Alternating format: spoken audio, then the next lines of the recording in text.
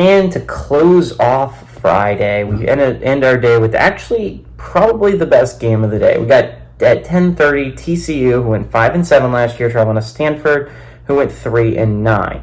TCU favored by 8 on ESPN. Josh Hoover went 185 with 298 last year, threw for 2,206 yards, 15 touchdowns, 9 interceptions. And while he did make some bad decisions at times, he was not the reason they went 5-7. Right? Hoover played well enough in most of his games to win the football game. It just didn't work out that way. Amani Bailey had 223 carries for 1,209 yards and 8 touchdowns. Sophian Williams had 41 catches for 573 yards and 4 touchdowns. Ashton Daniels for the Cardinal went 191 at 325, threw for 2,247 yards, 11 touchdowns, 8 interceptions. Justin Lamson had 120 carries for 334 yards and 5 touchdowns. And Io Manor had 62 catches for 1,013 yards and 6 touchdowns. TCU brings back Hoover and Williams, but unfortunately loses Bailey. And Stanford brings back Daniels and Io Manor, but unfortunately loses Lamson. I mean, it's not a massive loss. Again, not good stats, really. Much bigger loss is Bailey on the TCU side. TCU is 3-0 against Stanford all time. From 2007 to 2017, they've won the games. Now, 2 of those 3 have been one-possession games, I'd like to point out. So, while TCU is 2-0 one-possession games, 2 of the 3 have been close affairs, which bodes well for Stanford. I think what's really going to be interesting is Stanford's moving to the ACC, which you could argue was an easier conference than the Pac-12 last year, right? Stanford came close to winning a decent amount of games that they honestly shouldn't have even been close in. They gave Washington a hell of a game, which was just a shocker. But they did lose to Sacramento State, so it's like, what is this team?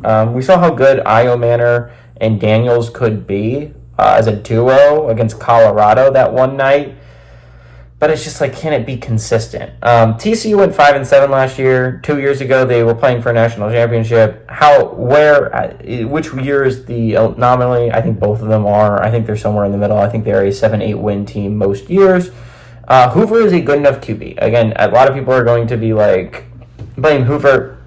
He played well enough to win a lot of games. And honestly, in this Big 12, there's not a lot of bad quarterbacks that are going to be starting. Hoover is a good QB that is going to be starting for the Horned Frogs.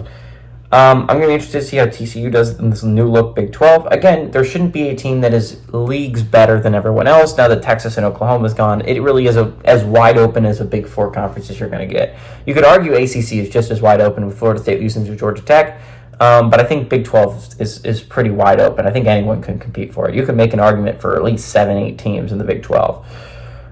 Stanford is in the ACC, and again, it's not a closed conference by any stretch of the imagination. I think you could make the same argument as I just said about is the Big 12 with the ACC, although with the fact is that Clemson is going to be the heavy favorite there. Now that we saw how good Florida State looked at the beginning of the year, now, not to say they can't get better, but Clemson looks like, in my eyes, the team that is going to be representing the ACC from the playoffs, and I think that's how most people feel, unless they get proven wrong.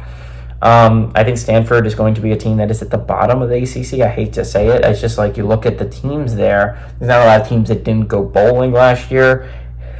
And I'm not saying that they're not better. They could easily be better than teams like Pitt and Wake, right? But in Virginia, maybe not Virginia. I like Virginia a lot this year. I'll talk about Virginia later on in these episodes, in these videos. But I don't think Stanford's going to be that great. I like TCU a decent amount. I understand the spread here is TCU's favored by 8.